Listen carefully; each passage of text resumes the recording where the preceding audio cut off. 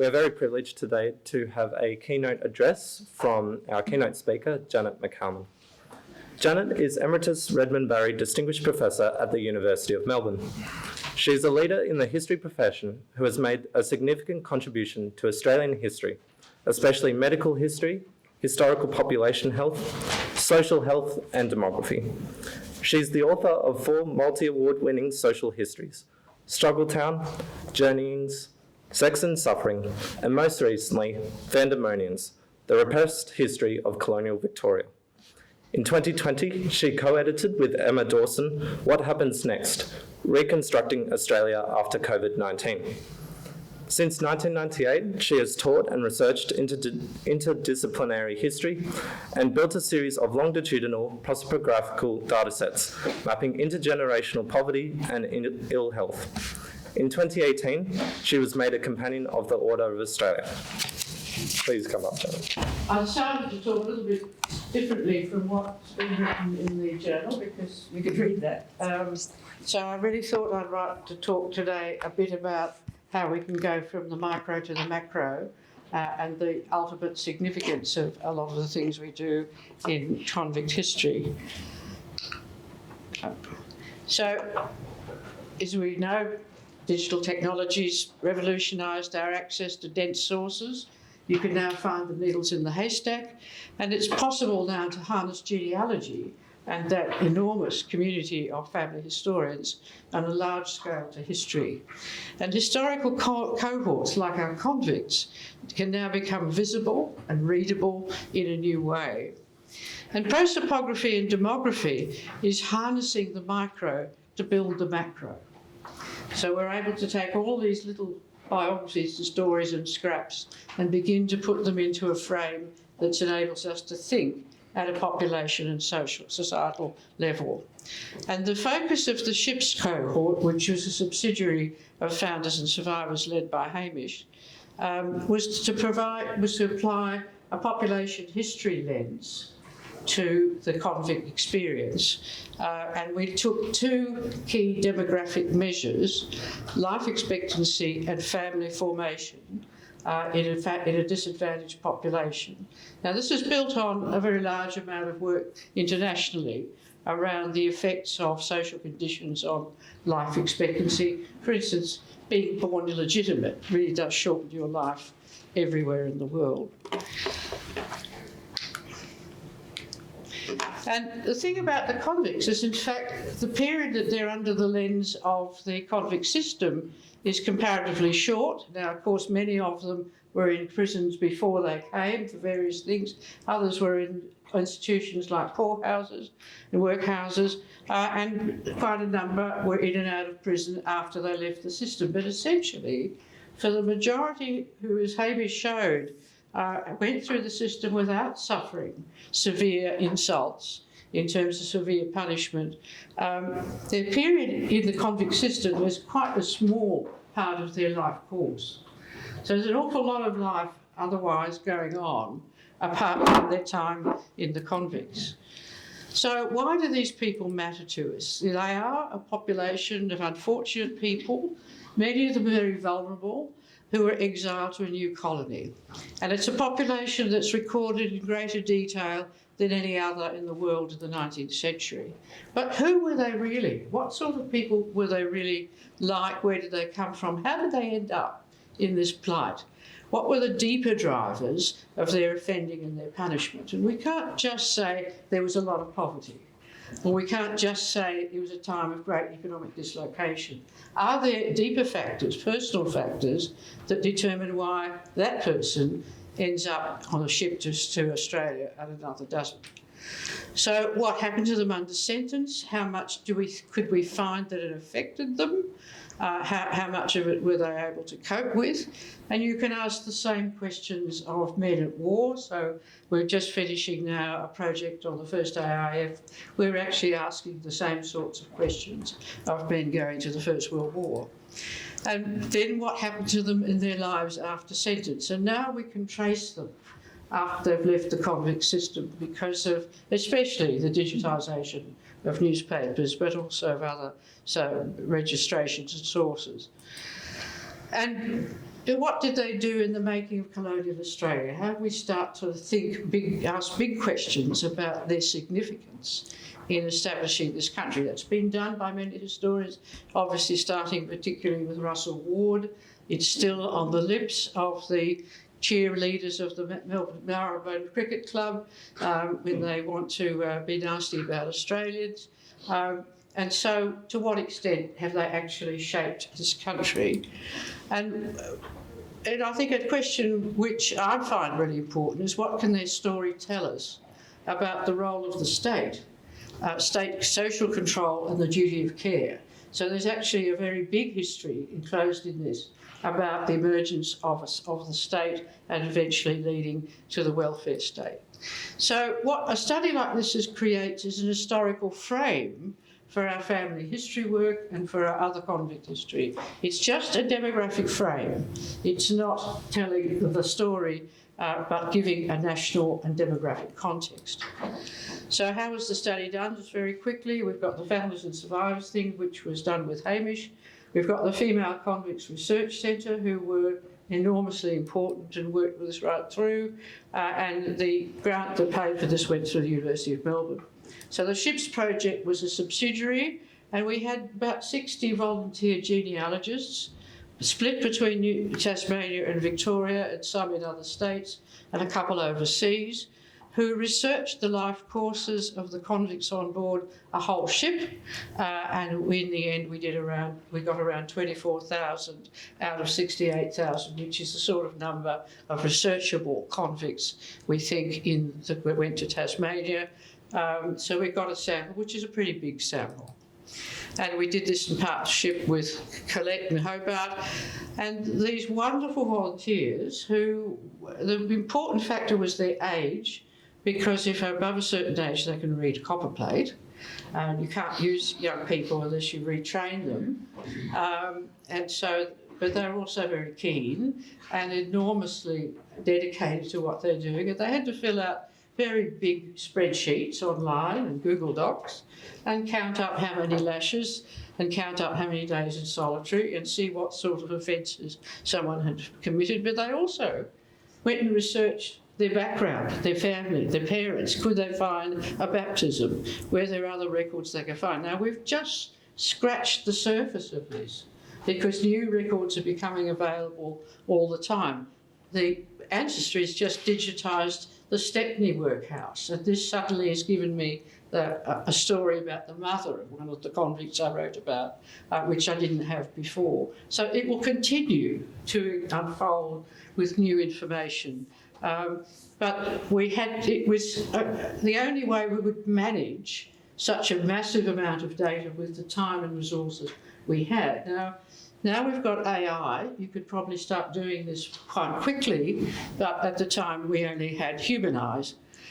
So we did it that way. And then we went to try and trace as many as we could to recorded death, find their children, and you look at, they had AIF descendants, which was one measure of the degree to which that family was integrated into the wider society. But it's also a time when this young man was going to be measured in the same way that his grandfather or great-grandfather had been measured, who was also going through a closed institution, was also going to possibly incur punishment, and was also going to be faced with very challenging experiences. So also they amplified these life stories, whatever they could find in the newspapers and other sources.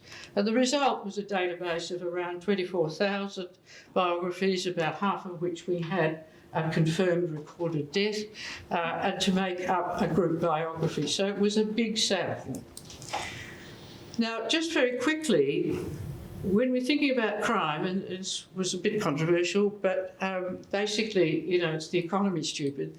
Obviously, this is a period of enormous economic and social dislocation, rapid population change, movement of people out of the countryside into industrial towns and cities, and there's the poverty amongst those without property depended on having saleable skills who didn't have saleable skills or reputation or character, and they didn't have networks. They were the things that kept you going. Now, hardly any of these people ever owned land. Most of the people who came to Australia had never owned land. Of course, they didn't vote either. This is free immigrants as well.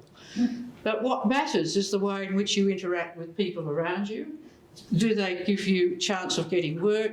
Do they connect you? Will they trust you with something? And so those social networks are what makes you able to survive. Now, that means that, and I think the best description I've seen, it came from this historian Ager, that book Crime and Poverty of the 19th Century, about what's going on, particularly in cities, is an economy of makeshifts where very poor people are living virtually from day to day, are trying to get something there and something here. And there's the little things they can do, like carrying goods, it's helping people over puddles, it's sweeping this path from refuse in front of ladies as they walk. And what's actually going on is that you've got a lot of people living off a resource. It's like a big coal mine. A big city's like a coal mine, and you've got all these people living off it. Now, both there and in the countryside, people without land, without tenancies, without any sort of firm means of earning a living or relationship to a household, and of course a huge amount of work was enclosed within the idea of the household with its servants and apprentices. They're, in a way, and this is to remember what was being said the other night about Chris Pascoe's dark emu, they were hunters and gatherers. Most meat that people ate, apart from pig meat, was hunted. So the closing down of poaching was a terrible damage to country people's diet, because most meat that people ate was game. Cows and sheep were far too expensive to eat. So pork's the only available meat, and then smoked, and they're great scavengers. But people are eating meat that they catch, and they're, in particularly going north, they're living off the land, and this is very much more so in Northern Europe, they're living off the forests for berries and fungi. So we've actually got Europeans being hunter-gatherers right through to the end of the 19th century, so let's not carry on about any sort of special differences between Europeans and everybody else. But they are living off this resource, whether it's by theft, whether it's by prostitution, whatever. You've got this economy of makeshifts. And obviously they're selling sex in a world made for men. Women who didn't have a male protector, that might be a father or a husband or a good older brother, and they didn't have a character, they only had their bodies to sell. So, but that was usually a cover for theft from the person known as bilking. And in the rural world, people were able to steal animals and steal food, and that's also got value to sell. So really what I'm trying to get at is that there's a porous boundary between survival techniques and crime. And the role of, for instance, of pilfering in the economy is critical in enabling people to get enough to get by. And I even remember when I was doing Struggle Town, asking people about how they got through in the 30s in the Depression, and they'd say, oh, well, someone always gave you something to eat. There's a way in which people lived in a society which was in itself keeping them going. So just very quickly, these are the micro. I've got 4 London girls, Margaret Richardson, who became Margaret Richmond, known as the Ball Pup, because of her appearance. She was as wide as she was tall, and she came on the outbill with Henderson, with her sister, Eliza Clements, who became Eliza White, or Carity Liz, and the Hindustan, Ellen Miles, who was my key character in the book, who was an absolute gift to a writer. She turned up everywhere I was looking. Up popped Ellen. And Mary Evans, who became Kate Gorman, and was notorious for kicking a woman to death, but everyone who knew about it was too terrified of her to give evidence. They shared spaces of operation. They start, all of them, around Bloomsbury and Holborn. And then they all end up for a time in Romeo Lane in Melbourne. Now Crossley Street, and if you go to Pellegrini's, that's on the corner, and now they're all having hysterics up that end of Burke Street because they may put the injecting room into the Salvation Army building opposite, and you couldn't possibly have anything like that. They're saving people's lives. What they also have is that they're all eloquent. They've all got the gift of the gab. They're all able to get up in court and give a very good account of themselves, mostly in profanities. They shared fates. They had all their lives been females without a household, without a home. And this was where they started operating. And what a, oh bugger, sorry. I'm trying to get the pointer. All right, well, they're operating, if you know your London, the big street across the middle is Oxford Street to High Holborn, and they're operating around that area. And why Bloomsbury is such an important part of where the London convicts are picked up is because you've got enough rich people around to nick things from, to pockets to pick, to drag into a corner. So Mary Evans dragged a man down a lane, which is still a rough area, opposite Gray's Inn. Now this map's from the 1899. What's extraordinary is how much of it had not changed from the 1840s. What's even more extraordinary is this article I recommend to you in the British Medical Journal, done in 2000 by Danny Dorling, who's known admiringly as the geographer royal of the left, and George Davies Smith, who's one of the leading social epidemiologists in England. And they looked at London and mortality and found, when they compared it to Booth's map, it hadn't changed. And what you can see in the black and the navy blue, the dark blue and the black, they're the areas where are the rookeries, there's the places where virtually homeless people can retreat and go out and pilfer or steal or pick off the goodies being created by the affluent. So these people need to live near the affluent. And that's where that sort of crime would flourish. There's not a lot to steal from people in the worst parts of the East End. So what was their life before sentence? And we divided it all up into a wider range of different environments, from villages and rural towns, London as a place on its own, port cities, which we were in the historical criminology was pointing us to as being different. Smoky environments, well, that didn't work out very well, but industrial coal burning, I found every place that I could be sure there was, in fact, a fair amount of coal smoke pouring out because I wanted to see if there were effects on respiratory disease. And Ireland before and after the famine, with Irish port cities before and after the famine as well. And what we were able to analyse, and this was a magnificent piece of work by Rebecca Kippen, was the amount of parental loss, because they did report the family left behind. Now, some of them lied, some of them had it wrong, but not a lot. Most of them were telling the truth as they knew it at the time. And so what we got a sense of was how many had lost their parents. And so she looked at, because she looked under people under 25 who were old enough, young enough to have been affected. Transport, so she's looking at people who not long would have been affected by losing their parents. And what she found, this at the bottom there, you can see what she imputed would have been the likely orphanhood rates in those populations. You'll see that the Irish are numerous. Liverpool is the biggest. Liverpool's a liminal place of a great mobility, people moving through, transients.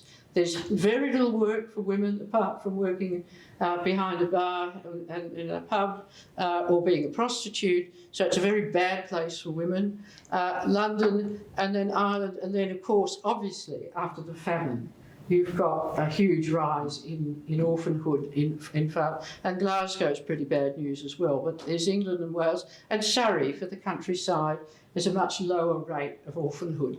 But if you look at our convicts in their different groups, you can begin to see that there's a huge effect of those who've lost their parents. Now, these are people who've lost both parents, an even greater number had lost one. And what's this pointing to is a collapse of the household economy. And you've got to again think of, these are the heirs from the early modern world. The household is an economy that feeds the people within it that don't have to be blood relatives. They would typically also include servants and apprentices, or family friends, or single members of the family. And that's a household that's providing the food and protection for children, and these young people have lost it. So what distinguishes our convicts is that they have lost parents. And this begins to change your understanding. And then Rebecca analysed the annual probability of dying by years since transportation. And what she found was that men and women died at much the same rate while under sentence, and Hamish can tell you a lot about that, and that there's a sudden spike when they arrive, and then it seems to settle down. We don't know what most of them died of because it wasn't in the convict records, just that they died. You would surmise that tuberculosis would be very important, as would diarrheal disease if they're confined in a closed group or they've been on ship. But we don't know why they died and who died. We know who died. But what you see here is that women began to die at a much greater rate than men once they left the convict system. And that's because they're unprotected. The convict system had fed them, given them some sort of bed, clothing they didn't like, but clothing, and now they're out on their own, and if they don't have a man who's going to look after them, because it's a man's world, there's not a lot of things that women can do to earn a living to support themselves, they're now acutely vulnerable, and they start to die. And they die often violent deaths. So looking at the time to death, this is Rebecca's analysis. The Irish men who were born had 11% higher mortality than the English. But men born in port cities had an 18% higher mortality than those born in villages. Now, what's going wrong there? They've left the port city. Why is it having an effect at the end of their life still, when they left there at perhaps the age of 20 or 21 when they were transported? What's going on?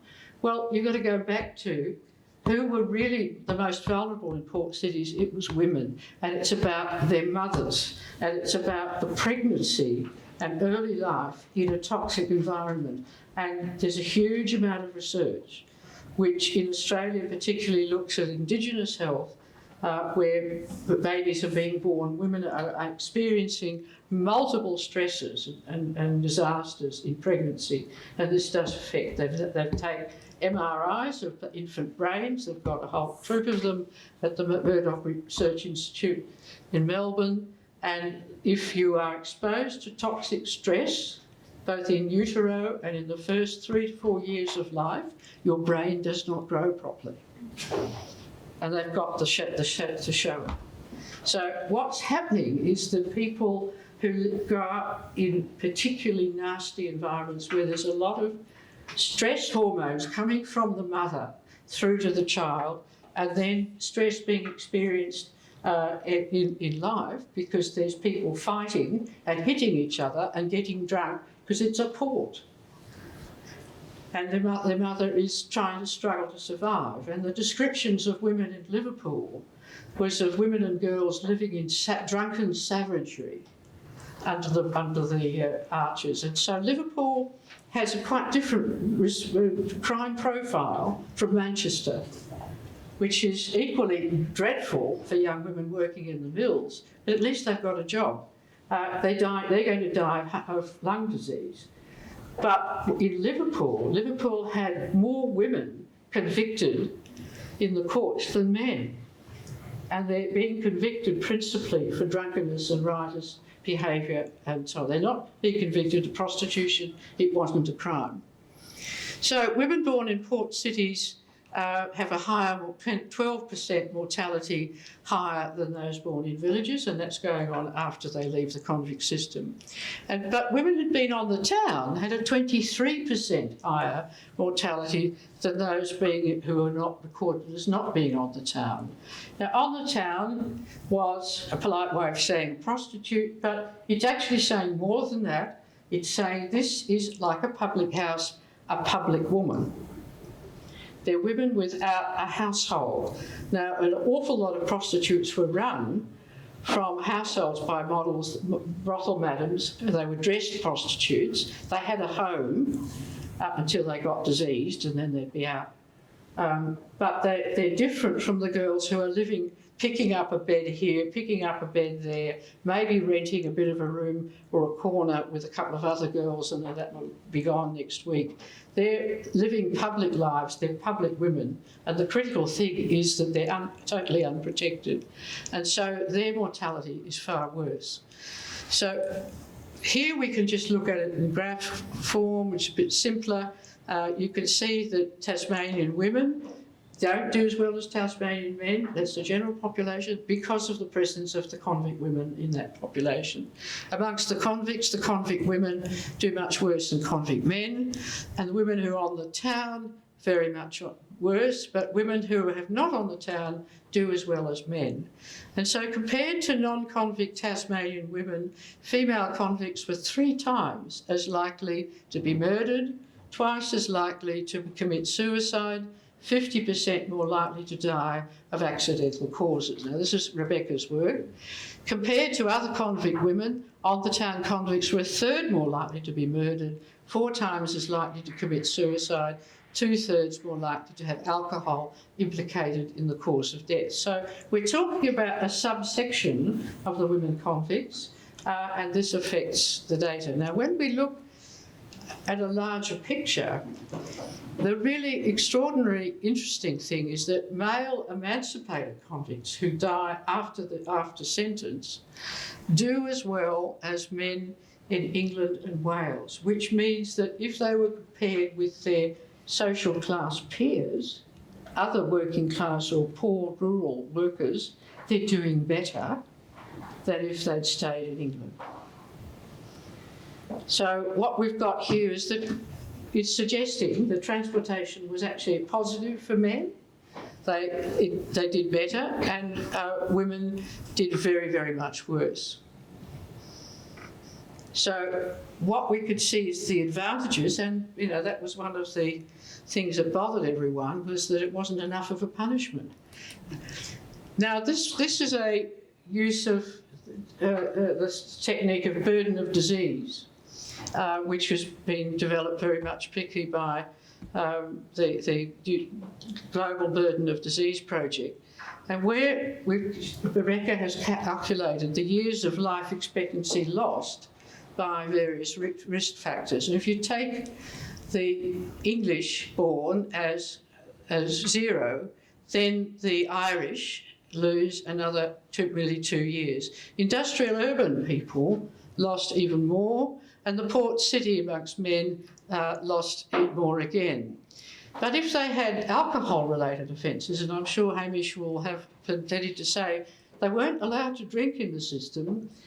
People did, and if they kept drinking after getting punished, they obviously really needed to drink.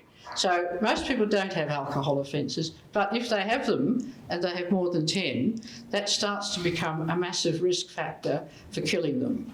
So not everyone who drinks alcohol obviously becomes an alcoholic. Not every heavy drinker becomes an alcoholic.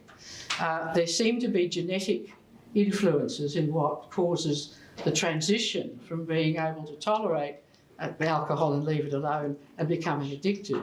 But if you've got that gene, you're not going to find it hard to avoid that fate. The other thing was that we had assumed that being flogged was going to leave indelible marks on the general health, just not on this body.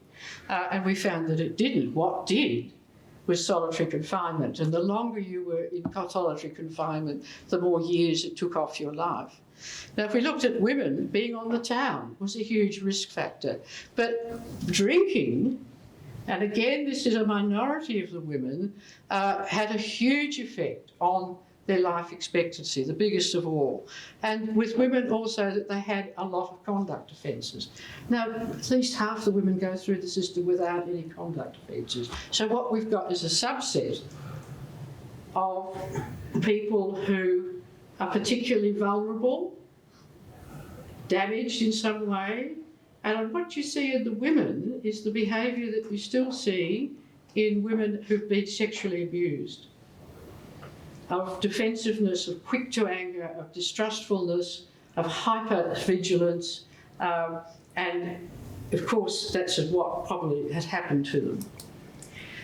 Then if we look at family formation, these figures aren't terribly good, they were hard to do, but the men do not actually produce many children because it was hard to find a wife, there weren't enough women, and there weren't enough women who'd have them. I mean, they had a stigma in the marriage market, and they did much better if they married a free woman. But there's a whole lot who don't have any children at all.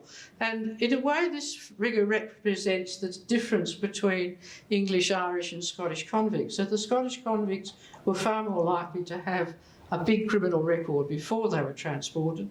The English were less so, and the Irish less so again.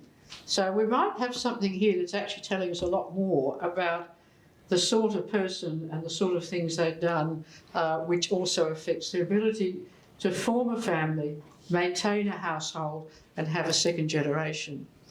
And when we looked at the women, what we found was this, and this is a very important finding because we were part of a project run from Cambridge on the impact on STDs, on population growth and fertility around the world. And this, for the 19th century, is one of the few times we've been able to measure the impact of likely STDs on women in producing a secondary infertility. So they're not born infertile, they become infertile through infection. And you can see that the women who've been on the town in England have got nearly 30% had no children at all, even though the vast majority of convict women married, and of those who didn't marry, a lot had children also. And the Irish, who were rather more likely to be respectable unless they came from Dublin, were less affected by this. So there's only a small group who have big families. And in many ways, descendants come from that small group. And this isn't anything unusual. I think we're largely all descended from what we could politely call super breeders, who were women who had big families and their daughters had big families. And I think many of you might have family histories where you can see that we are, most of us, the product of people for whatever reason, and it's not a crude biological measure. There's a whole lot of social and economic reasons that go into being able to have a lot of babies and to keep them alive. We've got, in the Aboriginal work we've done, we've got women who've had a lot of babies, but of their 8, there's only 2 surviving. Looking at a death certificate the other night, and that's from the 1930s. So it's whether the children survive is the issue. And just talking of Aborigines, we've done this for Victoria. And what you can see here, the dotted line, is what was happening with the fertility transition for women in Australia, and then what happened to the Kuris, which is the same factor of a very high rate of acquired infertility because they've been sexually abused since childhood. So one woman in our Aboriginal database who became an Aboriginal activist, she'd had 8 babies and every one of them had died of syphilis. And that syphilis someone gave her when she was a teenager. So the big story in Victoria, as always, and you used to get bored with it at school, is gold. But gold made all the difference, because gold made it respectable to come to Australia. Gold provided a lure for free immigration, and Victoria experienced 500,000 people moving through the colony in 10 years. A lot of them moved on, but an awful lot of them stayed. They nearly all paid their own way. Alan Atkinson describes Melbourne as the most literate place in the British Empire in the mid-1850s. It's a quite different population from those who went later to Queensland or had been going to New South Wales. There's very little immigration program. So here we've got this lecture, and what they are is very modern, and the institutions, like things like birth, deaths and marriages in Victoria, reflect the fact you've got this tsunami of modernity in the professions and in science suddenly turning up in Victoria, not just the gold, and now they can come here, they're not going to be looked down on for going to that place full of convicts, but also because usually they've got tuberculosis. So TB was bringing, and gold brought a whole range of talent to Victoria.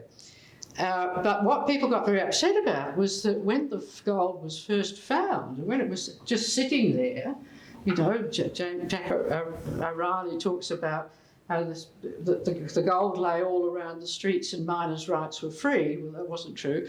But when it was the easier level of gold, who were there already but ex-convicts in considerable numbers who'd been brought over for labour hire by various immigration schemes from Tasmania, but who also had come of their own accord.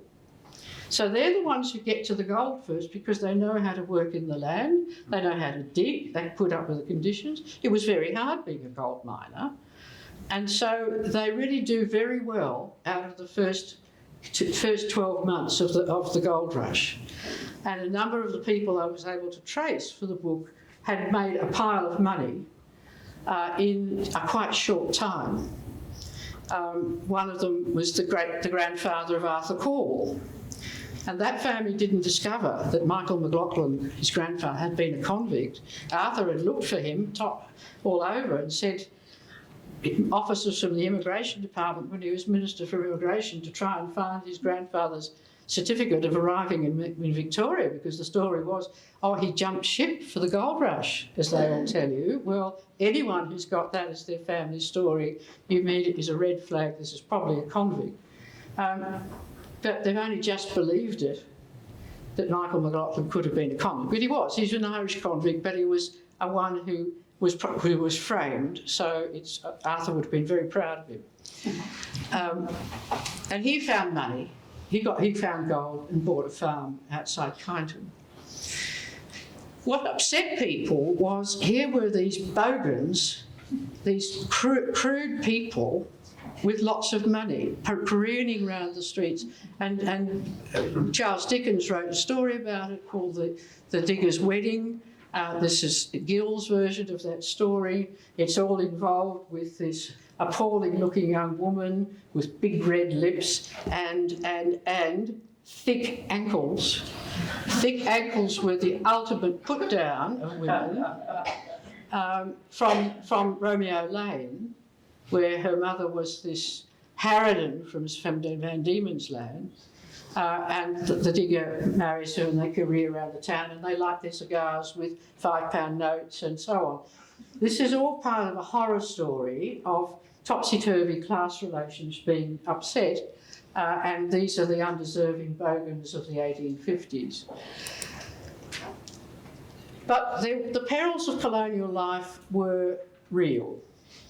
This was S.T. Gill's version of Little Bourke Street, and if you were in Ballarat, where a very large number of the Vandemonians first went, the favourite tipple was this. It was known as the Knocker, and Main Street, Ballarat, which Sovereign Hill has recreated, and this is the menu: half a pint of methylated spirits, half a cupful of cayenne pepper, half a teaspoon of Indian opium, 2 gallons water, 2 gallons Jamaica rum, use hot water, stir well, and allow to stand for 24 hours.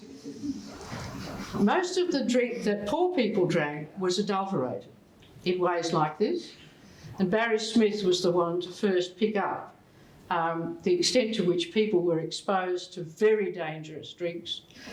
We've got people dying of alcohol poisoning in their early 20s, and also emergence, and Barry wrote about this, of extreme deranged violence. It's like people being on methamphetamine. This all began to go away in the 1890s when they began to test alcohol and ban these drinks. And they had the chemistry to be able to do that. So that's the perils of common life. So what happened to them? We think roughly, and we'll never have a proper figure on this, that around 20% of the male VDL convicts married. It'll be higher in Tasmania, but those who, it looks as though a very large number of them left the island and tried to make their way elsewhere. It's generally thought that around 10% of the male convicts did well, and then of course you hear about them. The convict lives that have been written about have been about the exceptions, but it did matter to arrive early because you got the land first and you got the opportunities first. What we found was that male convicts lived longer for every child we found, but female convicts not until they had grandchildren. So it goes back at the difficulty that these damaged women had in conducting relationships that could support a family. It's not about any Darwinian biological fitness, it's about how you survive in an economy, how you relate to people, can you manage to hold it together to produce a second generation and a third generation. So convict ancestor history is the history of a remarkable minority who succeeded in founding a lineage.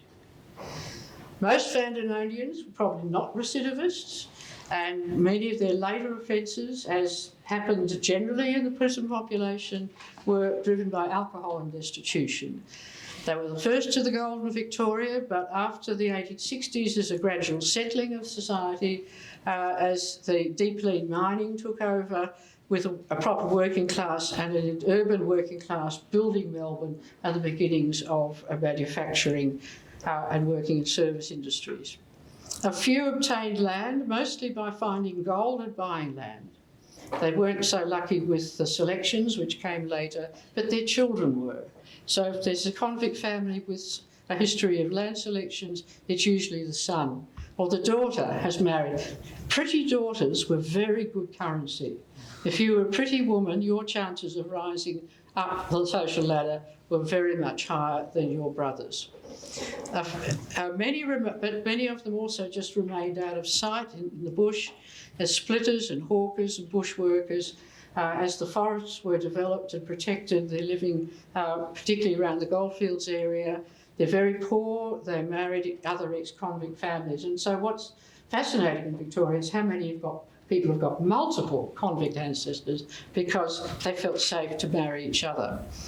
But those who survived in respectable society had to lead a life full of secrets and lies.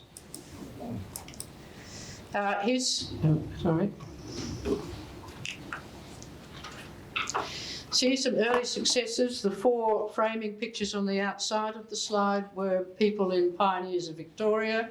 The one on the far top is the ancestor of Sid Sidebottom, the Collingwood footballer, and the others were all men who either did quite well. Hinkson down in the left corner became a teacher of Aboriginal people, and also his great claim to fame was he founded the Moonee Ponds Post Office, which is still there in Mount Alexander Road. It was at that time a privatised operation. The bloke in the middle is very interesting. That's James Kimber. He was a swing rioter, and he was a very skilled horticulturalist. This man just didn't have green thumbs. Every digit of his hands and feet was green. He was so good that Edmund Kerr, employing him at Van Diemen's Land Company, delayed his ticket of leave because he couldn't afford to lose him. Kimber gets to Melbourne, he starts a little nursery in Redmond, then comes the gold rush, he's quick to the gold fields, makes a lot of money, comes back, invests it all in 20 acres in Preston and builds an enormous business, which is horticultural, growing fruit trees and vegetables and gardening equipment and building supplies. He ran that for 20 or so years, retired gracefully. He had bought properties.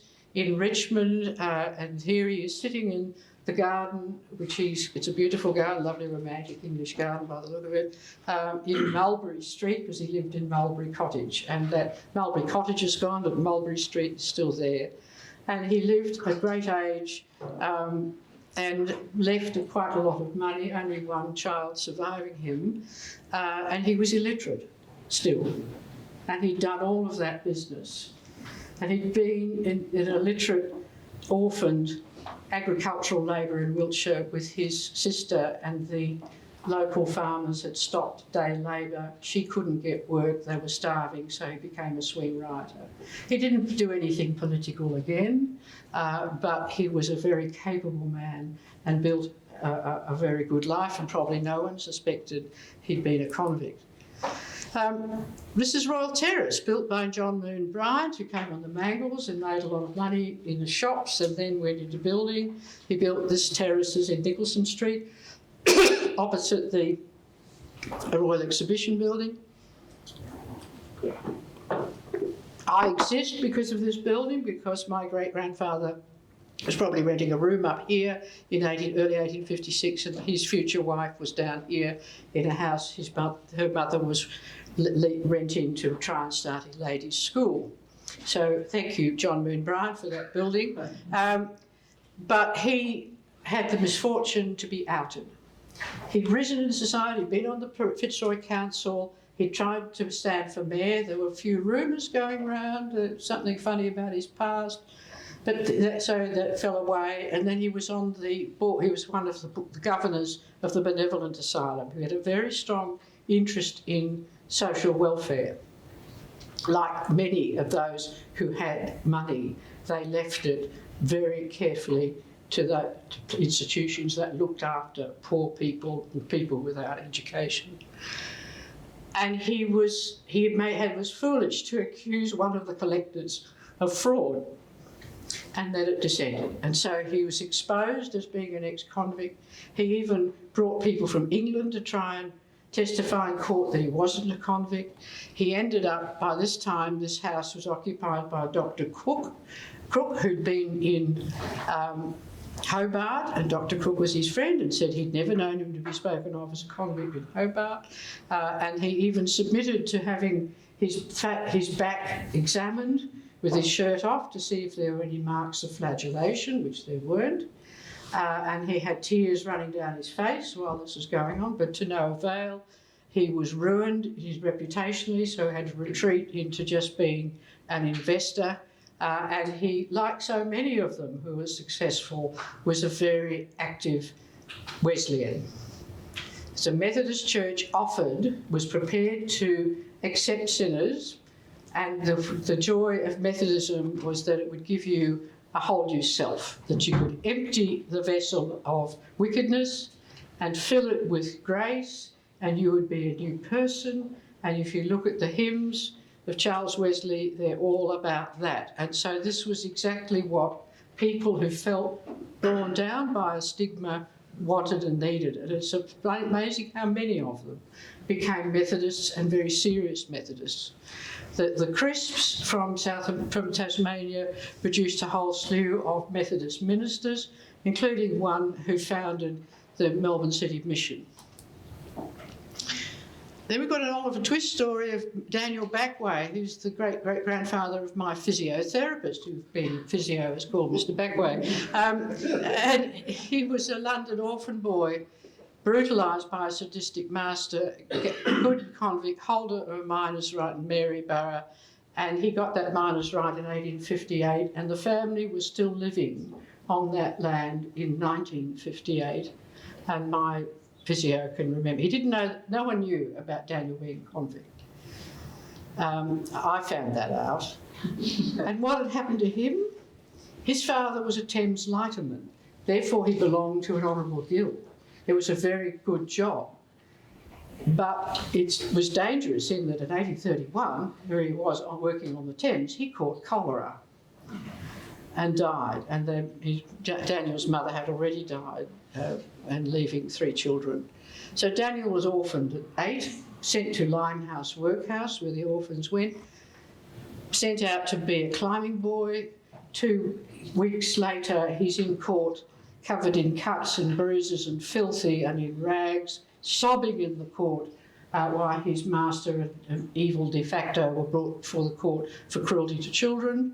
And they'd been beating him and manacling him, and so, because he probably, refused and froze to go up the chimneys. Remember,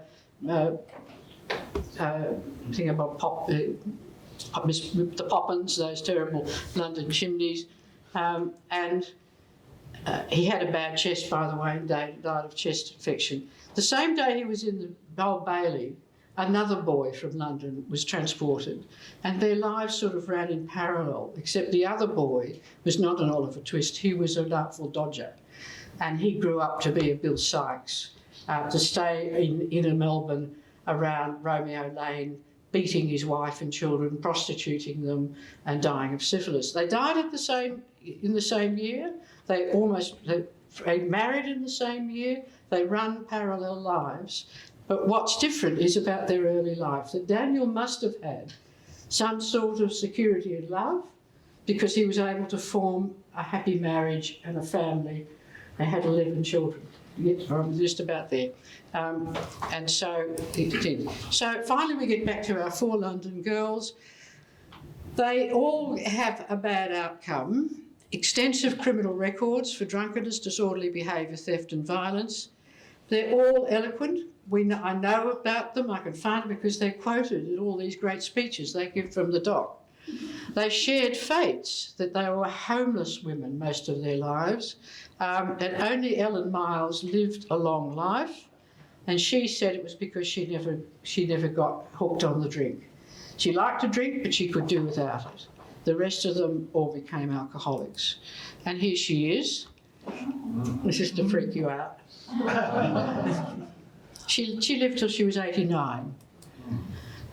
So the children of the gold, we've got this great baby boom after the gold rush generation and a surge in young people, and there aren't the apprenticeships more than anything that there would have been back in England or Scotland, not Ireland, to absorb young people for them to leave home and be looked after and shaped for an occupation. So they have a bit of schooling. Their schooling's often been interrupted, and it's before the Education Act, and so they're not very employable once they get into their 20s. Second generation, so few had proper trades, increasingly unemployable as they age. The 1890s depression put them on the scrap heap. And in the city, these Vandemonian families were invisible in the crowd. The ones that I found who settled, interestingly settled largely in Collingwood, working in the boot trade. And we can see here wonderful things from Mark Fernane's convictions registry about the changes in crime.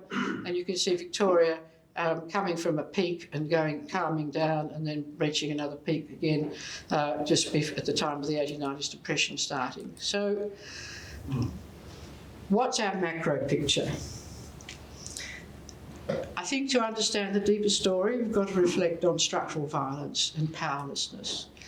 And it operated against women and children without means, without family, and especially, of course, obviously, Aboriginal women. These are women who have no entitlement to any form of respect. They are available. They can be raped and taken as they were with impunity. It was against the poor, the orphaned, the uneducated and the disconnected. So they just don't have a chance. It was against offenders, obviously. And it was against anyone who was unable to compete in a harsh, cruel world. And many, as we've found, were damaged goods from childhoods of parental loss, abuse and neglect. But over time, we see a gradual institutional protection of children as people with rights. Now, the British world establishes a Royal Society for the Prevention of Cruelty to Animals 40 years before it gets around to one for children, and then it doesn't become a Royal Society. But the cruelty in everyday life, of which the convict system is a reflection, because it's a very cruel world. The cruelty and violence within families, which no one would touch, because it was a man's business what he did to his wife. The police wouldn't intervene.